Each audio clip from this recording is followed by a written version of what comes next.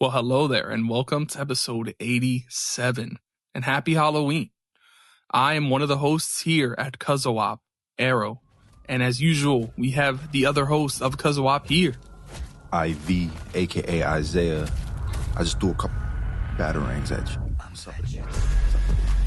Yeah, and so today just so happens to be Thursday, October 31st. Yeah. As the movie that we're here to talk about states in the opening monologue, Yeah, happy Halloween. I'm excited. I'm excited for this conversation. We are here to talk about The Batman. 2022. We've previously discussed The Batman before in our one and only debate episode that we've managed to do so far. The Dark Knight versus The Batman featuring Marcus, right? And so... back in April 2023. Right. Episode 12. That's crazy. Right. And so, our thoughts on The Batman, depending on who's listening, won't be a surprise to some people. But with this Halloween being on the Thursday that is mentioned in the movie, as well as the Penguin over on Max, that's been going on for 6 episodes at this point. We thought, why not hop in and just give a fully detailed conversation to celebrate the day about The Batman. So Yes, sir. That's why we're here. And right. I'm excited. Me too. I don't even think that it's worth it. I know we're going to do the normal, but I'm not going to let you go too long without knowing. If you've listened to episode 12, then you know how highly I regard this film and what I even hold it higher than, which is The Dark Knight. I hold this higher than The Dark Knight by like 0.1. This is hands down my favorite Batman film. Easy. And it is one of the best films of the last decade to me in terms of cinematography, acting, writing. We're going to get into it. So that's where I'm coming from with my energy on this. I'm coming with this energy of like, this is a highly regarded film over here in IV land. Right. Just so you know. This is also my favorite Batman film. It's one of the best from the 2020s, in my opinion. Yeah, I think it's tied for number 1 of my 2022 films.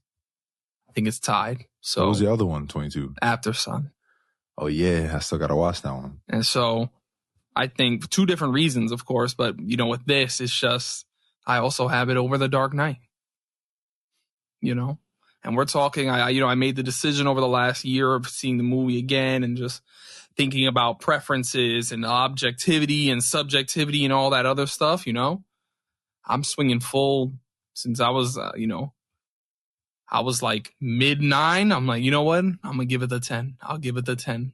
And if it needs to be revised eventually, it can get revised. But I'm talking 10 to a 9. So, yeah, I'm excited. Let's dive in. I want to start off with the trailer for this movie that premiered in 2020, I want to say, DC Fandom.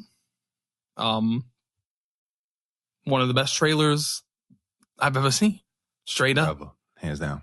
It was just hands down welcoming you into the city and the vibe of the movie and telling you right away, this is the movie we're doing. We're doing dark, gritty, grounded. We're doing nighttime noir detective. Yeah. But we're also a Batman movie, and it ends off with him beating ass real quick, and the Batmobile gets showcased, and the vibe of the trailer sells you on what the movie is. So no mentions. Exactly. So I would be silly to not mention the trailer in this episode. I think if you haven't seen the trailer, go watch the first DC Fandom trailer because it's a special one. It is, man. And it kicked off an era. That's why you got to watch it. It's not like it's just a one-off trailer for another film. Like it's kicked off something monumental for this world, for DC, for Matt Reeves.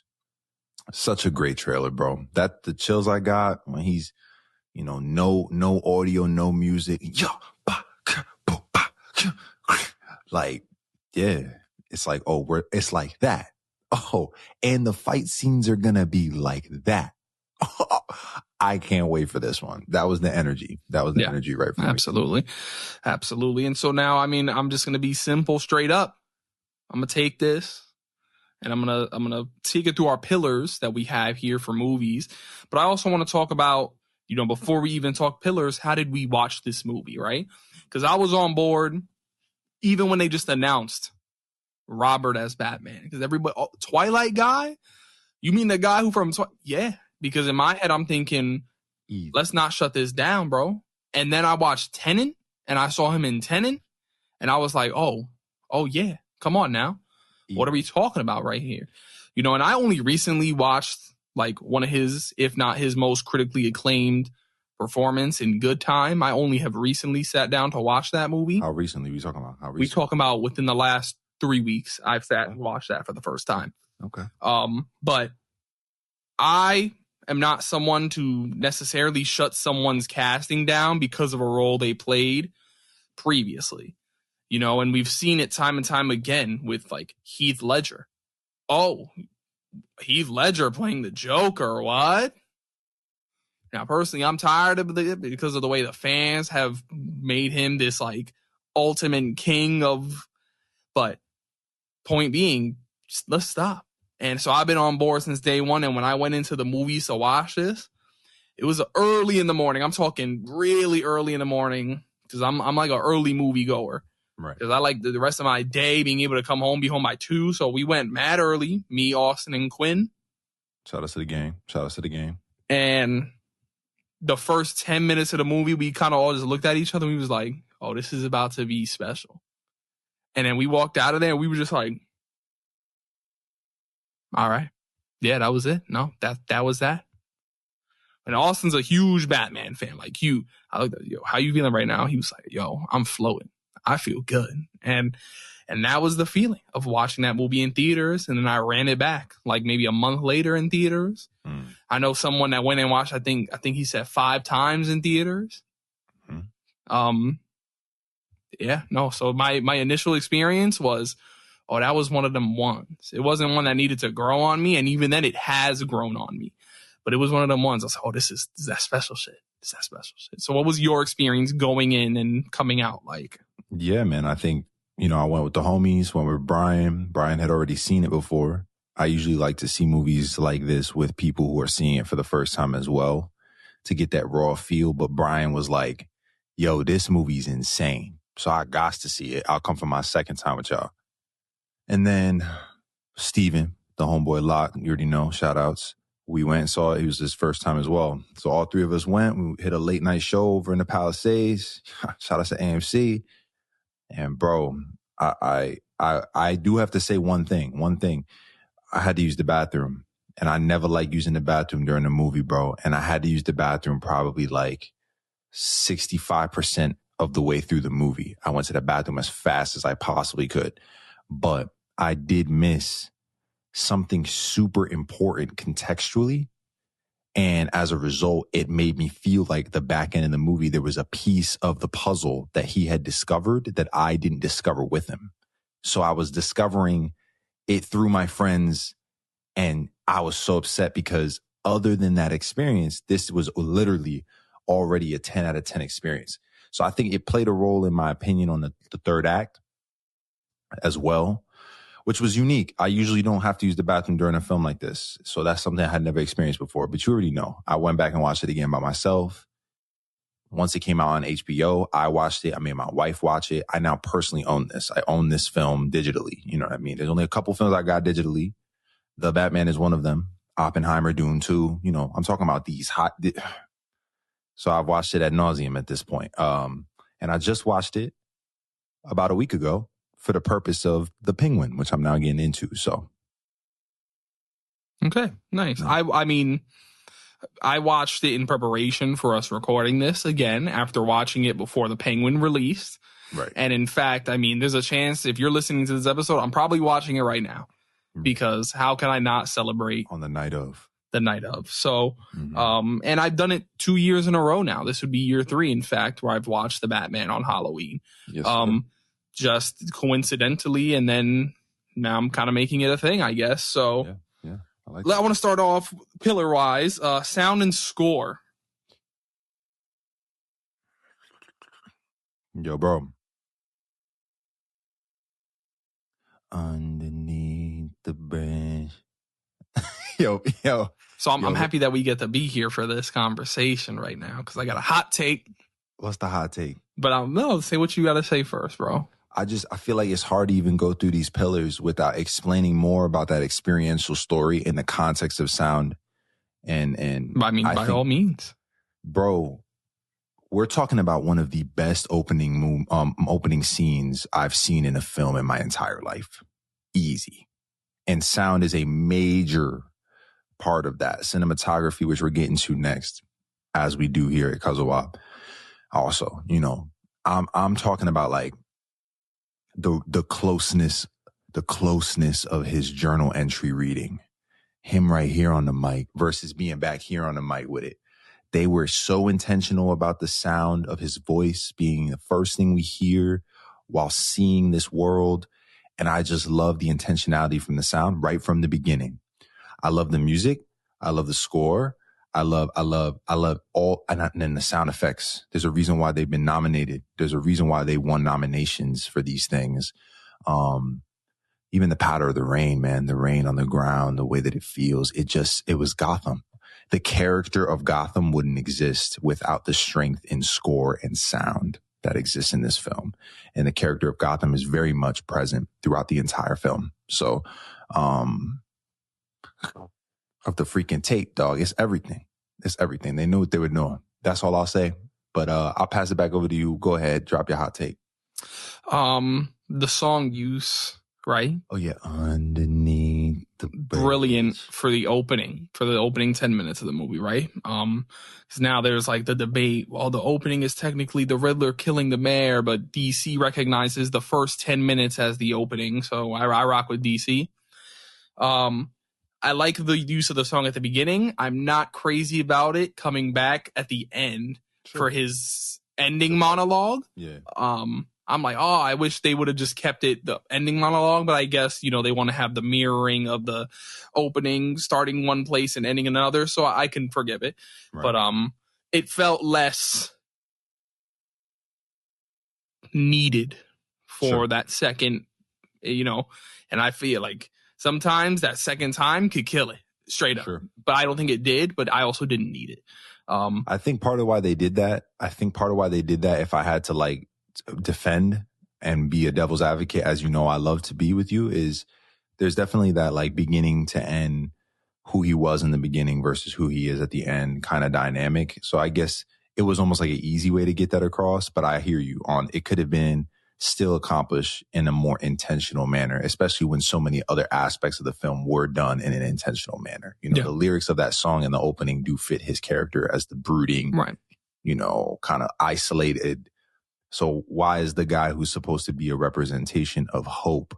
Why is that guy? Well, I kind of look like right now on my screen, like I got the tape over my face right there. Look, yo, bro, this movie is so iconic, bro. I love this film.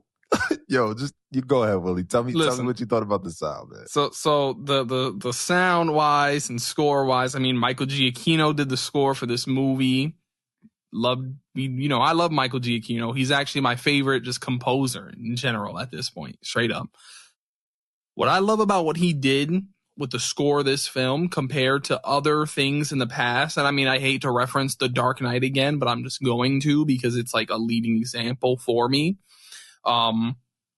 The score here feels like it fits the characters and the scenery that is just are in the scene or going on around it. Like Catwoman is someone who I like to bring up score wise because her theme in this movie, you listen to it and just listening to it, it might not make sense to people who aren't really tapped into this kind of entertainment lifestyle, but when you hear it, you hear thievery, you hear cat thief, jewel thief, you hear sneaking, like you hear it in the music. Batman, that bam, bam, bam, bam, you feel like that's menacing, like he's coming out the shadows, like, you know what I'm saying? versus like something like the Dark Knight scores. Like they are epic, they are iconic, but in terms of making you feel like it's tied to the character, I lose that feeling. You know, there's intentionality that comes from Giacchino to tie it in that I don't get that from Zimmer. From Zimmer, I get backdrop to epicness. So when I talk about the score for this film, I love it. Even during the car sequence when it goes, dun, dun, dun, dun, dun, dun, dun, dun, dun, dun, dun, dun, dun, dun, dun, I'm like, oh, they're putting in the chase. Like that's part of it. He cooked. Yeah, it's like it's the difference between scene setting score and character embodying score. That's a big deal. The fact that you could hear that and it makes the presence of the character known and it's iconic in that regard. Yeah, they knew what they were doing, man. And I wonder how long that process, I haven't looked at any behind the scenes on that particular part of the process, how long it took for him to compose that, man. Because you're right, the playfulness, the sneakery, if that's a word, of Catwoman is eminent right from the beginning. When he sees her jump out the fire escape, he's watching her. You know, it's like, oh, it's like that. I feel it. And there's this playfulness to like how he feels about her, this fluttering in his own self about her. The type vibe. So it's multi-layered what they're able to copy. It's not just the embodying of the character, but what that character makes the other characters in the movie feel is also present. That that's how it feels when they see him and he beats their ass on the subway. You know what I mean? That's what it feels like. Right. Back to that fear in Gotham. This idea of he could be in the shadows.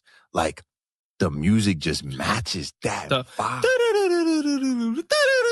It's great. And then that ties into sound as well. Like what they're able to do with the sound when he's punching, those punches sounding louder. Yeah, they do sound dun, dun, dun, dun, dun, dun, dun, you know, or just again, you know, when they decide to show something but have the sound playing from a different scene, like when the bombs go off and there's no sound for a bit and you just see the Riddler's narration over, we're gonna do this as it begins to happen.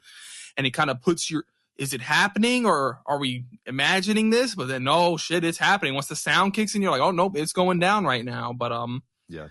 Yeah, just the you got it, bro. It's what they decide to emphasize. When they play the music, mixing the dialogue well. This movie does it well compared to some other films that we've talked about in the past.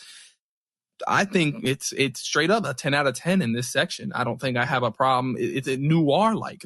Even the whispers of Batman and just like, I don't know what I'm doing. And you're still able to kind of hear it. But it just fits. Everything about it fits. I have to say, I don't have a single issue with this besides that ending song looping around. I just don't. A1. Excellent job on their parts. And I hope we get the same team back for 2. Straight up. They like that. Right. I mean, I know some of the team is over on the Penguin, as well as, you know, I think Michael Giacchino's son is doing the music for the Penguin, which is pretty damn cool. So, fam, I like that. You know, Giacchino's out here working on the Fantastic Four First Steps right now. I know he has another movie called High in the Clouds that he's working on for 2026, but maybe he can do the Batman after. He's been focused on doing a lot of directing work lately, and I'd be down to hear him come back for this one. Hopefully make new stuff. That'd be nice. But speaking of, you know, hoping for people to return, let's move over to the cinematography and the way that the movie looks. You know, the reason why I said that is because we have the cinematographer who worked on the Batman, also worked on Dune, right? And the scare was that Dune Messiah and the Batman Part 2 were supposed to be filming at the same time. Mm-hmm.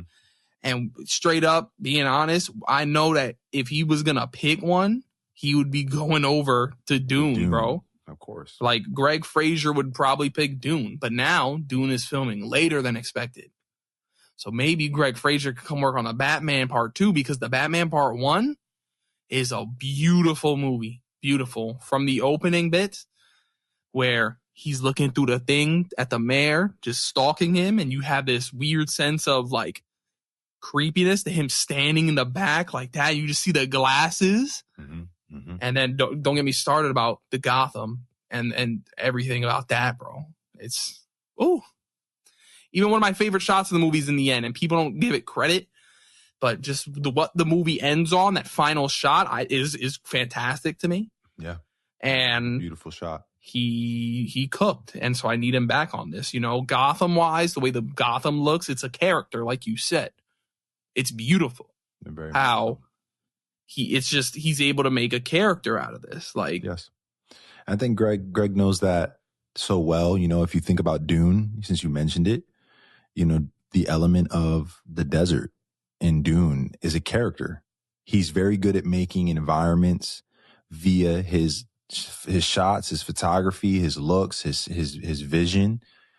It becomes worlds that you get lost in. You know what I mean? That's like his thing. So yeah, man, I'm back on that opening shot. The idea of, you know, the lurking shadows of the bank, or alleyways, the dark alleyways, the ain't no movie ever looked as dark, bro. Darkness never looked that dark before, bro. Matching the cinematography and score together, I'm shivering in my timbers, bro. It was like a peanut butter jelly sandwich. It was like rice and beans it was rice and beans. Like, it was so good in its combination. It's almost like it couldn't be separated, because that was just so in tandem. And I really love the way he looks in the beginning when you see him on the crowded streets and he's got his hood on and his like, it's just beautiful, bro. The rain, the way the heavy rain is so fire, you know. Even the tension of the subway scene when you're watching the gang kind of pick out who they're going to do this kind of initiation on. You feel the tension because of the way that the camera is shot. You see the entire gang in the shot, but then you see the close-up innocence of the guy who doesn't know if he wants to be in the gang or not. Like, he's still kind of timid. These decisions to go from out to in to out to in are part of why that opening scene is so enticing. It's not boring because there's so many dynamics in the shots. And that is something we get used to. We get a taste of in that opener. And because it was just such a beautifully placed appetizer, you're ready for the entree and you just keep eating for the rest of the film. You just keep eating. You know, shots like the infrared shot when Catwoman is looking at herself in the mirror and she's looking through the lens of what he can see when he's watching her. Like, that's a fire shot. Like, just so sick. The nightclub fight scene with the flashing lights. Boom, boom, boom. He's back to fire. Yeah. Or even the scene where he's like raiding Falcone's hideout. Yes. And all the gunshots and the way he's just eating the bullets with the lights flashing. Yes. Glorious. Yes. The final sequence too. Everything, bro. Even the imagery with him walking in the water and leading them with the flare is just. And I think, you know, more so than a lot of the other movies we've talked about, because our pillars here at CUZZO-OP are, you know, sound and score, and then we go into the camera, the shots, the videography, the filmography, the cinematography, and then we get into the writing itself, right? And I think more so than a lot of other films, these shots tie together to the script so beautifully. It was like, you know, when Matt Reeves and Peter Craig were writing this, Greg must have been in that process because of how synced up it felt. It's if just there was an understanding that it was almost like he had to play a role in that production process right from the beginning. Even the opening scene of the shot of Riddler looking at the mayor, you know, and then a couple of minutes later, we see Batman looking at Catwoman through a shot that's similar, and this parallelism between these two characters. The shots help with that dynamic of the script. And we're going to get into that a little bit more, but man, come on, Greg, keep going, Greg. Don't stop, Greg. Keep dominating. Don't dominate. It's just so good, bro. So good. Every shot, I can think of like 10 more shots and I won't even go. If you ever see this film, you tripping. That's what I'll say. If you see this film, you tripping. He makes pretty movies, bro. He makes pretty movies. And there's a reason why I'm pretty sure this is the one that won them the Oscar, if I'm not mistaken, right? Possibly. I'm pretty sure they won. Were they even film. nominated for this? I think this was the one and the only thing that they got love. It was either this or sound. I can't remember. There was something that they deserved to be nominated for and they weren't. and I'm wondering if it was cinematography. Let's see. Yeah, I think they got snubbed in this area. You're right. Yeah, I think they got. I think they got nominated, but they got snubbed. I think they got hoed. Yeah. I do think that happened. Yeah. It's unfortunate. It's unfortunate because like. Yeah, it got best sound. No, it got best sound. So yeah, they got snubbed here. They got snubbed here because this is a pretty movie. It's a pretty movie. Yeah, I mean, one shot for me is when the car chase happens and you're looking at Batman upside down, walking to him like the bat upside down. Goes crazy. And then the way he peeks under and just looks at him is so crazy. And Greg, so I gotta say, Greg, if you're listening to this measly CUZZO-OP episode, please hear me. The homages that you made to the Batman movies that came before, we saw it. We saw what you were trying to do. We saw the intensity of certain scenes, certain shots. Even something like the Riddler being on the cell phone, so reminiscent of that first call that gets sent to the news from Dark Knight when Joker has his prisoner. They played into these things in a way that was like, yeah, we taking it up. We know where we coming from. We know where it came from. We taking it up. And it's just modernized. And it's just so freaking good, bro. If we didn't see the Riddler through those phone shots, then who he was as an enigma, pun intended, wouldn't have gotten across. If we just saw him on screen all the time as the introduction, it wouldn't have been as mysterious. But the delivery of that through that medium was so cool because it's unfolding through these shots the same way it's unfolding from Batman's perspective. And come on, man. Just brilliant. Brilliant. Yeah, I mean, just again, 10 out of 10, this specific area, I mean, I've said Gotham is its own character. It's not shamelessly New York or shamelessly Chicago. Yeah, like other movies. Facts. Yeah, like other movies. What's up, Marcus? We want to now dive in. I think, we have 3 more pillars left. We have, the writing with the narrative and the script, as well as the themes of the movie and then acting. This conversation really could go anywhere. And I think I kind of want to take it into acting first. Okay. With Robert Pattinson, I think I want to focus on him because it's part of look for me. He does a lot of acting in this particular movie with his eyes. And I think, people want Batman with the white lenses and this universe doesn't need it. And I think he proved it with his eyes. From opening with the mayor's son, just the way he looks at him and you can just tell everything going through Bruce's mind with that mask on. Yeah.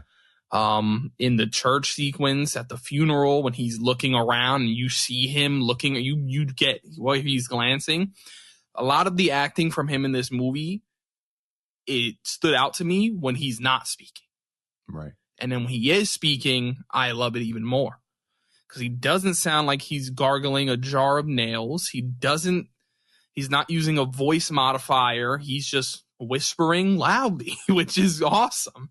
Yep. And I think Pattinson, I just give him credit for this because he showed up behind the mask with his eyes, with his body language, with just everything. It was great, which is why the final shot of the movie of him driving it and you see his dedication looking forward after leaving behind what arguably he deserved it. Maybe he leaves it behind for the mission. Mm-hmm. So Pattinson did phenomenal. And one thing for me is for people out there that like to claim that his acting was bad because of his Bruce Wayne. What are we talking about right now? Shut up. What are we talking about? Shut up. He did phenomenal as Bruce Wayne. Yeah. What you might have a problem with is the writing behind Bruce Wayne, but you don't have a problem with the acting. Yeah, get it right. Make sure you know what you're talking about before you start getting all crazy out there. He was I don't even know what to say. Like socially, he was excluded. He was an angsty. Like not antisocial, but more like just closed off, bro. So almost sociopathic in some ways. You know what I mean? Just a bit. very angsty, very sociopathic, Right. very appropriate for a Bruce Wayne character. That's the thing I really didn't like. You know, I like a lot of people. I don't like how a lot of people were saying that's not how Bruce Wayne's supposed to be. And it's like, hey man, he just started being Batman. Like, you think that he just became? Have you read the do you? He's playing this exactly how it could be played, not how it should be. There is no should be. This is a different universe. This is a different spin. This is a different feel. But in terms of, we're in a noir setting and we want to see the rising of this character to become the Batman, truly believe it deep in his heart, and his why is affirmed, is solid, is challenged by the upcoming things that he'll have to conquer. Robert Pattinson did that coming of age angst very well, even with the eyes. You are absolutely correct. And now that you've seen Good Time, I'm glad you've seen Good Time, because you see how a movie like Good Time can influence his ability to do a movie like this one years later. I'm sure you do that. I just think,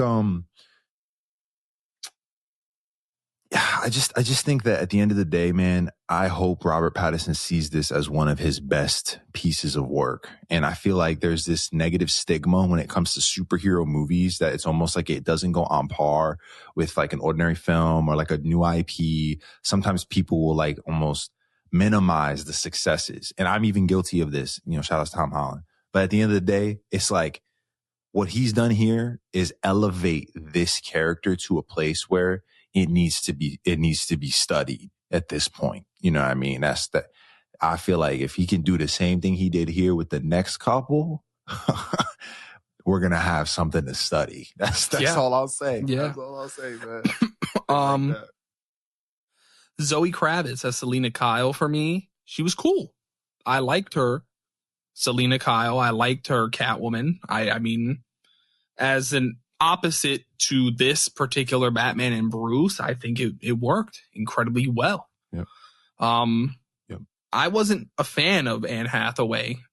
I mean, I think writing plays a role in that as well, but she was just stale to me. And I like Anne Hathaway, but in that performance, you know, but this one landed. I think it works. I think Catwoman is very much a character who she, you know, and I think this a lot of the Batman characters, Joker, Catwoman, even the Robins, you know, they work well, but when they're playing off of Batman, that's where they will truly shine.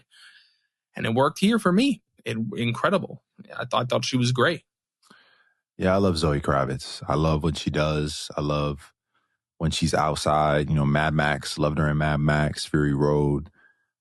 She had a TV show on Hulu where she owned a record store. I can't remember what it's called, but I loved her in that show. My wife and I watched that. So when she was being announced as this character and it was casting announced, I was like, this fits. This really does fit. Regardless of what I didn't know what Robert Pattinson was going to do, how he was going to play it. I just knew that if they were going noir, she would fit this. And so, yeah, really great success for her, man. And also, she plays a great daughter. She plays an excellent daughter character. I loved that part of her character in this as well. So I think she deserves some kudos in that as well. Not just as the hero that we know her, or the anti-hero, or the own, you know, kind of her thing that she is as Catwoman, but also as a daughter, even as a lover, she played those aspects very well. Yeah. Yeah. Jeffrey Wright as Lieutenant James Gordon, another character where playing off of Batman, he won me over. Their charisma together, their relationship, their buddy cop was just perfect to me. Perfect. I would probably say he is my favorite James Gordon to date, you know, and to swing back around to The Dark Knight again, everybody calls those movies out. Oh, they're perfect. But it's like, you know, if we're looking individual pieces, you know, yes, Gary Oldman as James, it just makes so much sense. But when you try to fit that into the puzzle that he's working with, it's where the shakiness starts for me. And so when I'm looking at Jeffrey Wright as Lieutenant Gordon, I'm like, okay, this is an early Gordon, and he's working on this relationship with Batman, but there's those rocky moments where he has to put him into place. I like it. I like it for the film that it's a part of. Mm-hmm. And I thought Jeffrey Wright did phenomenal. And I've liked Jeffrey Wright in a few things, and we're going to be seeing Jeffrey Wright in a few places next year, if you know what I'm talking about. Yeah. HBO, The Last of Us. So I liked him. I liked him a lot. And you're right. The voice is, we got to get you out of here. Like, it was so great. He's great. He's just great. And I think his dynamic, his grit, his voice, we don't have a Lucius in this one. So it's almost like, he got the black man, swag off of the deadpan, very no emotion vibe of Batman thumb drive. Oh, this guy's a clown, like this guy's hilarious. Yeah, hilarious. That line. I love that whole thing. I love you're right, buddy cop vibes. And I also, I like that skylight, like the bat signal meeting space. Every conversation that happens between them in that place, I'm really a big fan of those scenes. So, he's great, man. Shout out to Jeffrey. Yeah. Colin Farrell is someone that we're just going to have to be talking about for quite a little bit. Unrecognizable in his role as Oz. And, on this rewatch, I'm paying attention to him more because of his television show, and I'm focused on certain lines. And there are some golden lines in this movie where he's just talking about, like, is that the mayor? Oh, shit, it is. Like, damn. He's hilarious, bro. Or one of my favorites is right before the car scene takes place. He's like, hey, vengeance! You thought you could come after my money? Again, unrecognizable, because if you know Colin Farrell, you're just like, every time, that's Colin Farrell? Yes. But what? That doesn't make, oh, it is. He's fantastic. I'm going to save most of my Colin Farrell talk for the Penguin episode that will inevitably drop. He's great in this movie. It makes sense why he has a Max show right now. A couple years prior, he played a minor role in The Gentleman from Guy Ritchie as the coach of the boxing team, the fighting team. And I loved his comedic flair. And you would never guess that comedic coach from that movie just a couple years prior is this playing Oz and playing the Penguin. It's insane. It's not just not recognizable in terms of makeup. It's also he's tapping into a bag that we hadn't seen him tap into much. And I love that. I love when actors get pushed out of their comfort zone like that. So yeah, we'll talk more about you in a bit, Colin. I got to keep watching the Penguin. But let me go on this next one. Go ahead. Paul Dano. Yeah. Bro, Paul Dano, before we even talk about the fact that he was cast as a Riddler, if you've seen Prisoners, you know what Paul Dano is capable of. This dude has a naturally creepy vibe to him that is like weirdo creepy, and he plays into that bag easy. It's light for him, He's a very kind guy. I don't know if you've ever seen an interview with him. He's very absolutely, sweet man. Yeah. So I very much loved how he played the Riddler. I love how he came outside. I just feel like the creepiness, it isn't a creepiness that feels disingenuous. It doesn't feel like he's trying to be creepy. He just comes off as almost unpredictable. And that unpredictability is exactly what's scary about him, So just want to say shout outs to him for that. That's noticed right from the beginning. Even when he does his first and he hits the mayor.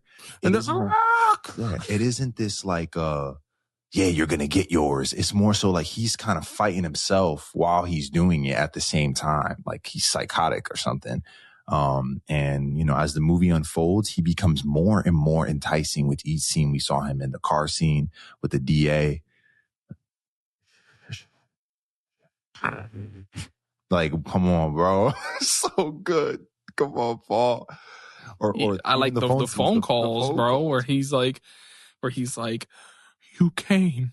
He's just talking to him and he's wrong, Mr. DA. And which is why at the end, when the final scene where the plan gets unveiled and he's like, hey guys, so today today's the day we're going to do this. It's like, he's just a dude, bro. And he's just the unpredictable maniac in a Discord with a bunch of people backing him. Right. Like, it's so funny. It's just so funny. And he played it off very well. So good. I love that scene also with him in the diner when he gets his head smashed and he's just kind of like his face. Oh man, crazy. Yeah. Okay, let's keep going. Let's talk John Turturro. Yeah. He was good. I like his voice. But recently, again, this is gonna be something that I talk beef. about. I got the same beef as you.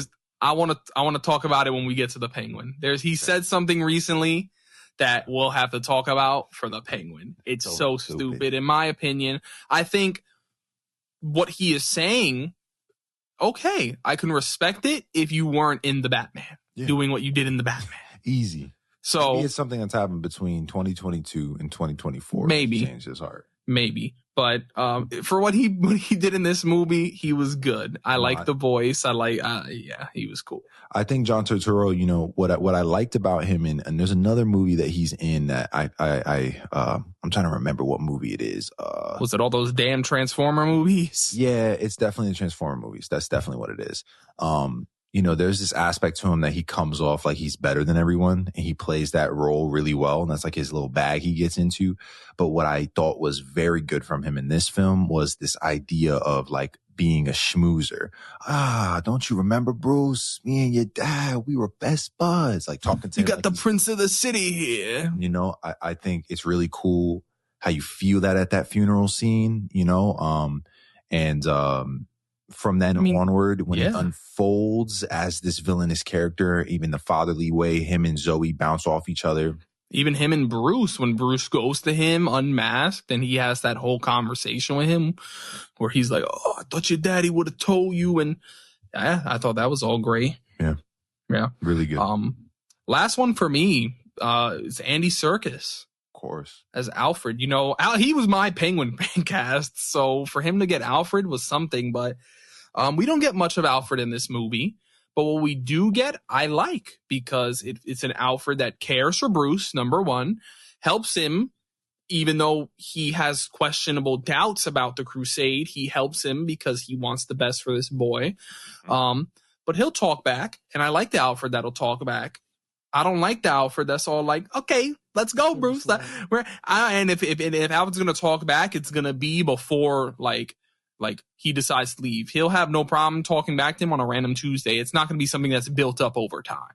Yeah, you know, Michael Caine, great cast, great Alfred, but not my favorite the way it's written. I like the Alfred that's gonna talk back. And so all I can say for Andy Serkis is I like what was given here. It wasn't much, and I hope that we get to have more of him in the future. But I feel like as we begin to unpack Bruce Wayne, we'll begin to unpack Alfred as well. Yeah, man, I think it's worth noting that Cillian Murphy is to Christopher Nolan as, you know, Andy is to Matt Reeves. You know, all of those Planet of the Apes films, Andy is a part of all of that legacy, playing main characters, Caesar, characters, playing Caesar, you know, so it's like, it's always cool to see that, because, you know, that means that the director wrote something for this guy, knowing how he'll do, where his bags are, where he'll get in that bag and get crazy. And I think what they did that was intelligent was they didn't try, as much as Michael Caine could have done better like you're saying, in your opinion, Michael Caine is one of the most iconic characters in that trilogy. You know, he's literally part of like some of the best quotes that you see on the internet when you see like reels of Dark Knight or reels of Batman Begins or reels of of Rises.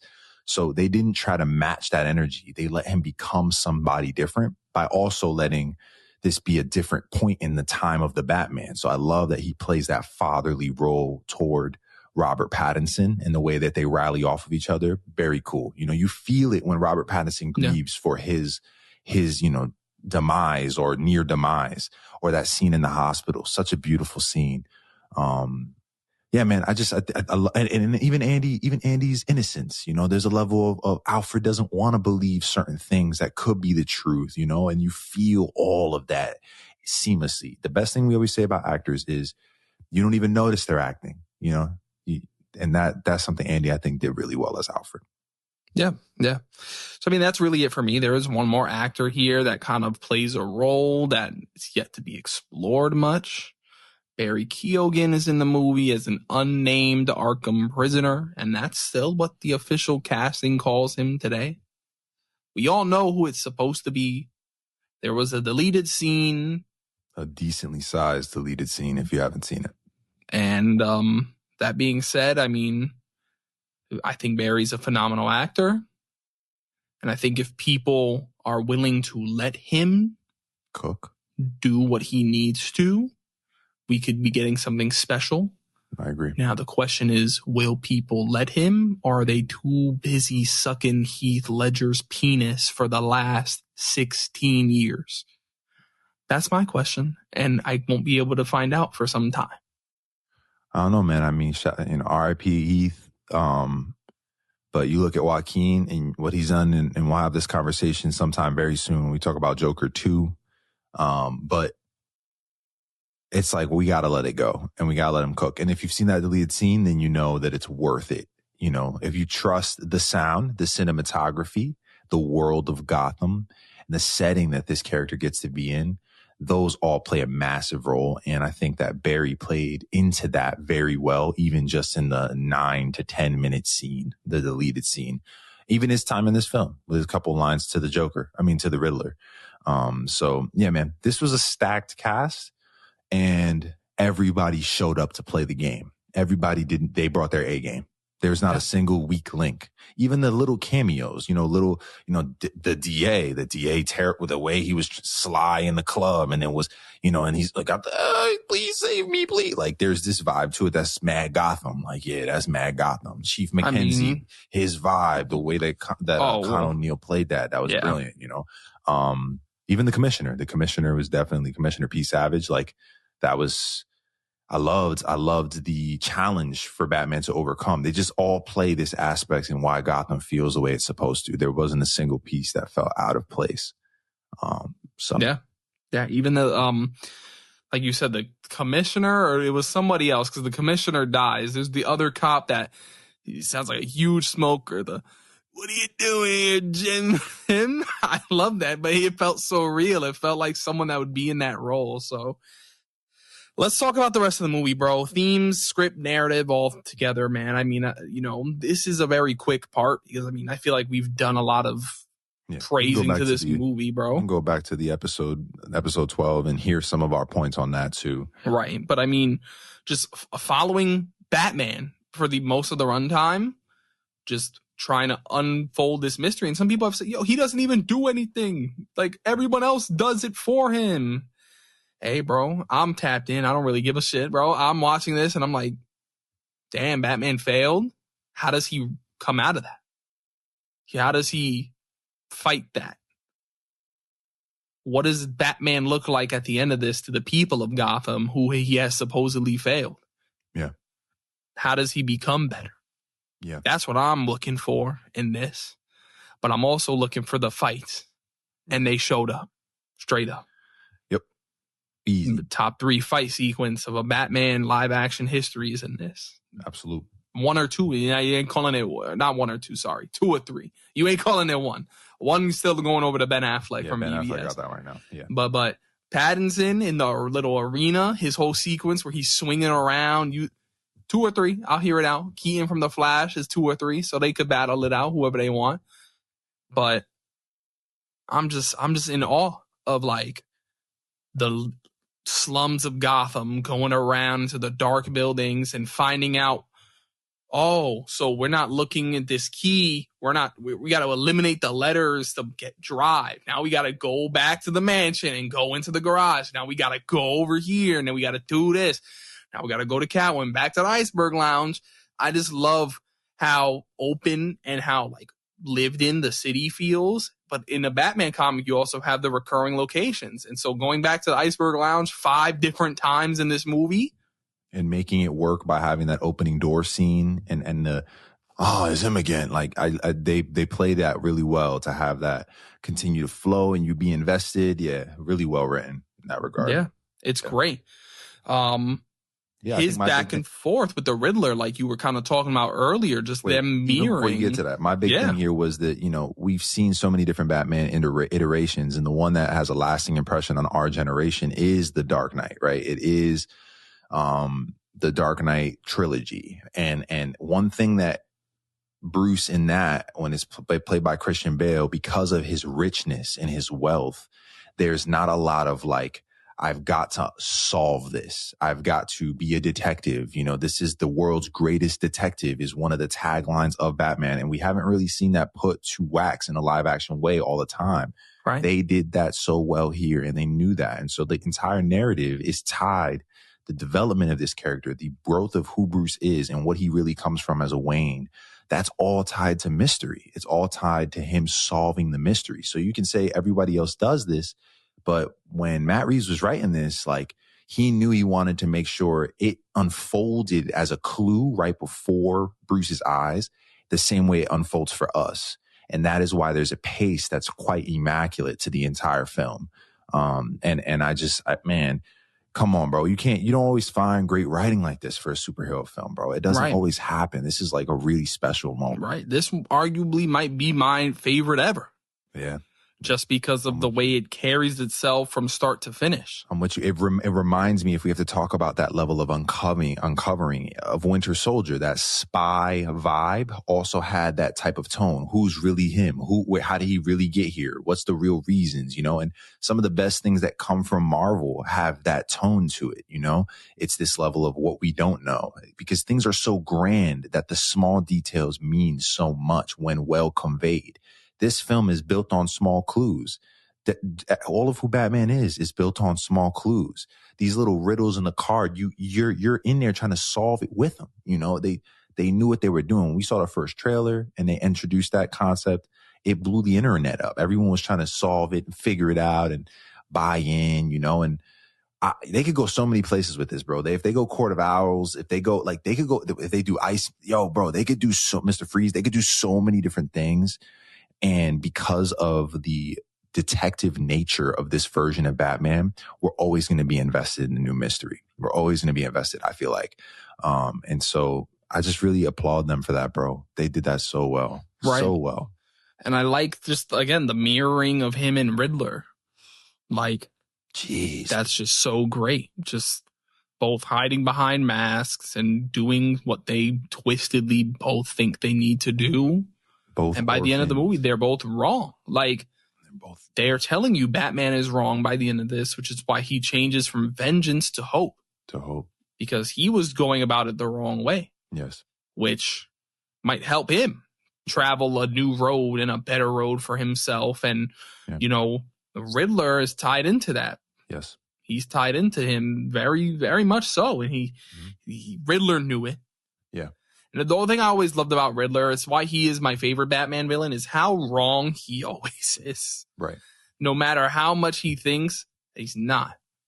He's like, we were going to do this together. Oh my God. He's twisted. He's sick. It's so man. Good. And I love when the Batman villains are sick.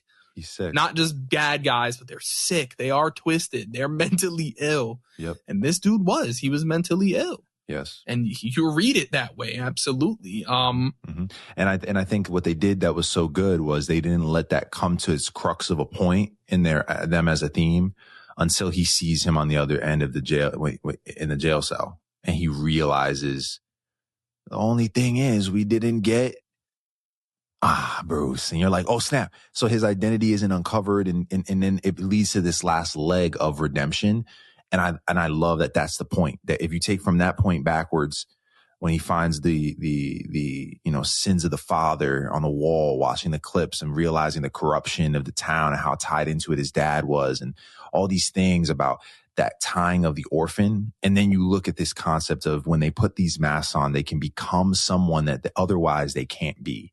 Both of them, right? With Bruce being this depressed dude who's lost his parents and is kind of a sociopath, doesn't know how to connect with folks, not being too different from who Riddler actually is as he clicks and clacks and builds out a Discord of a bunch of people who have similar types of mental health issues. You know, it's like, it's so dope how they make it so practical.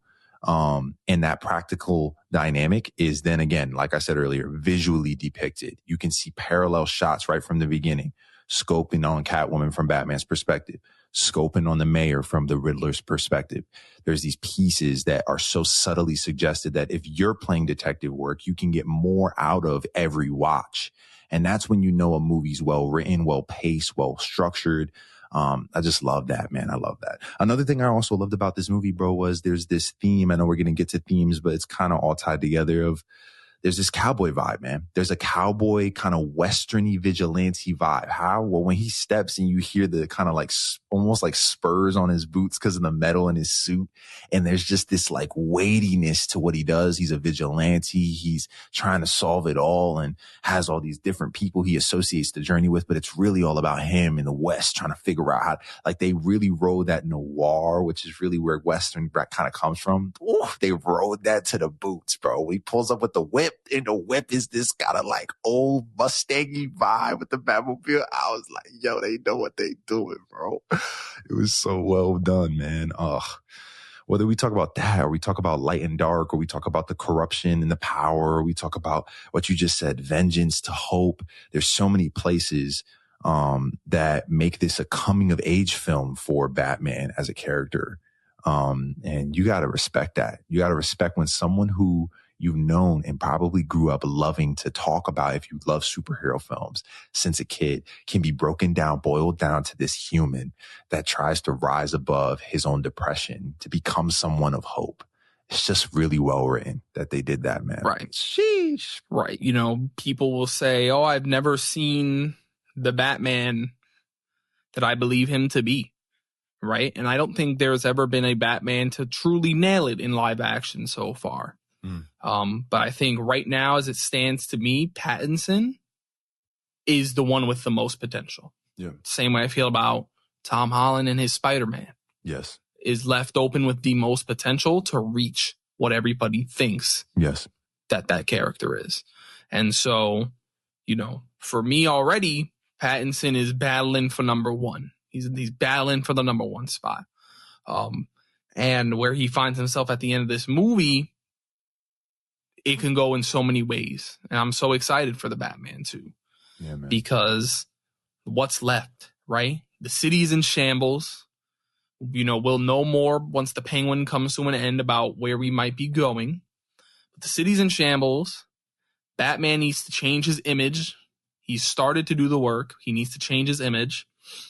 And the question is the second movie going to be time for Bruce Wayne to come out and shine, or does Batman still need to find himself first? And when Bruce Wayne does come out, who is he going to be? Is he going to be the mask Bruce Wayne? Oh, I'm an asshole, haha. Or is he going to be the, you know, Bruce Wayne that I can help too? I can be both sides of the coin, you know? Yeah. And I hope it's that, because those are my favorite Bruce Waynes. The charismatic, I'm out here doing what I can on both ends of this table, and yet you still won't believe that I'm Batman.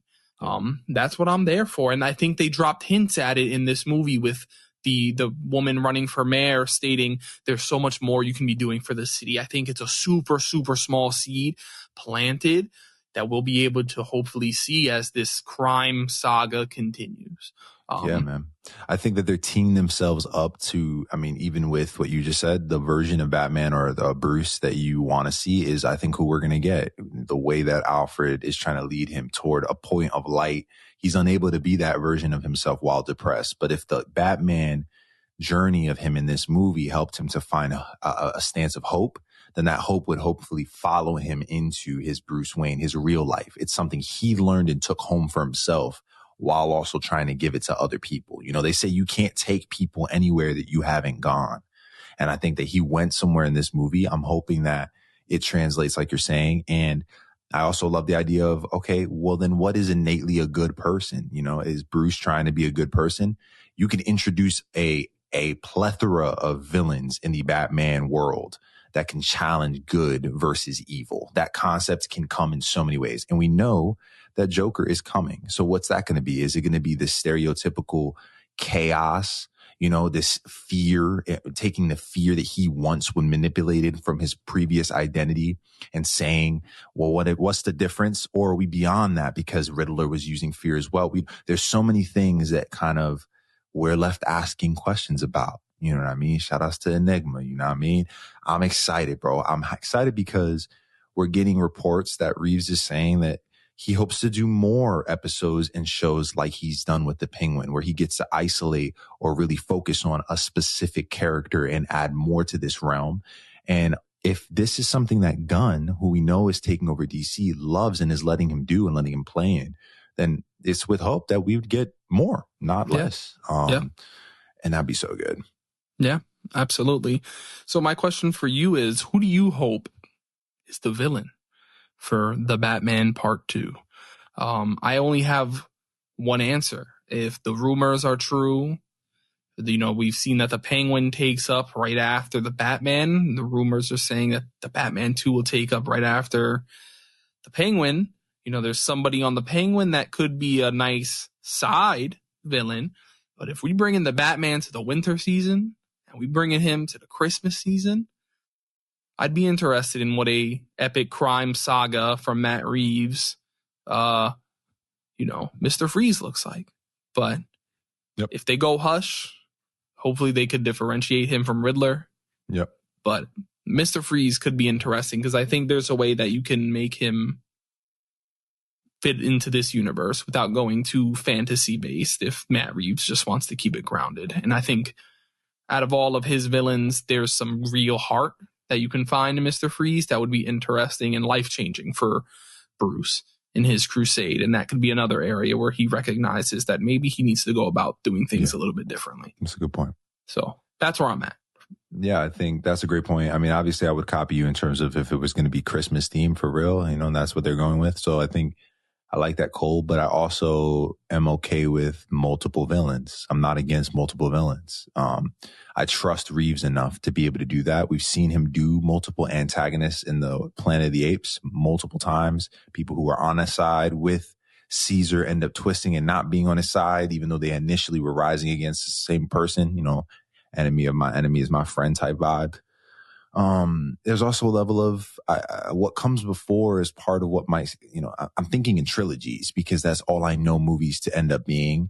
But we could get more, right? We could get 4 films, like some Transformers, like 5, 6 films. We could get a lot of things. So I think there's a timidity when it comes to bringing the Joker in because we know the second film of the Dark Knight trilogy was the Joker. I don't know if he wants to take that on head on, but I'd be okay with that. Me personally, I would be okay with that. For me, I think I would want that to be the final send off. Now, the reason why I don't like that is because I want to see a Court of Owls. I do.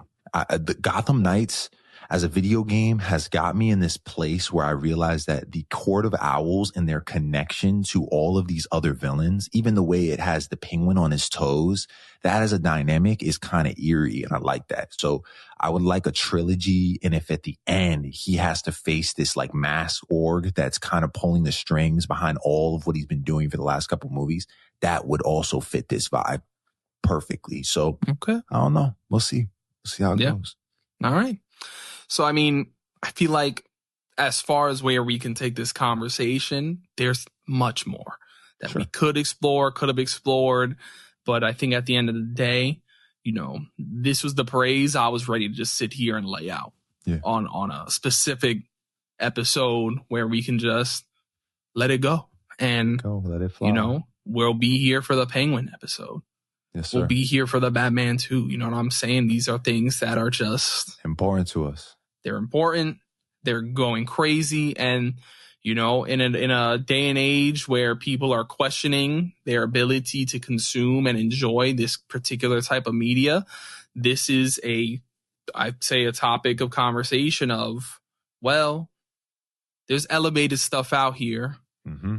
But I also think there's the conversation of, are you ready to let go of what once was and enjoy what we're getting right now?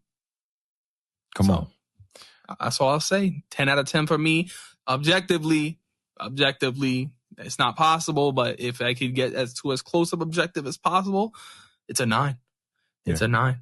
One of my favorite movie experiences in the last 5 years, hands down. And I bought it. Because of that reason, just to relive it whenever I can. I'm looking forward to diving deeper into the Penguin. I'm looking forward to having more conversations about this universe that Reeves has been entrusted with.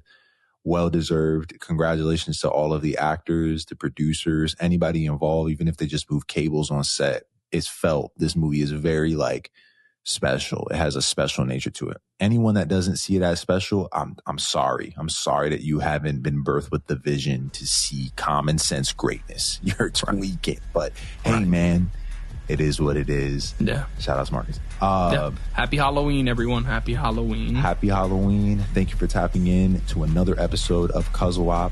This is what we do. So if you know somebody who loves Batman, this particular version or this movie of Batman, send this episode to them. Let's see if we get some head shakes. And yeah, they talking their shit. We want to hear some of that. Definitely comment on YouTube. Comment and respond to us. Let us know what you thought about this episode on Spotify. And just stay tapped into everything CUZZO-OP. Know when you do tune in, you're going to find 3 things. And that's 2 cousins, 1 podcast, and endless entertainment.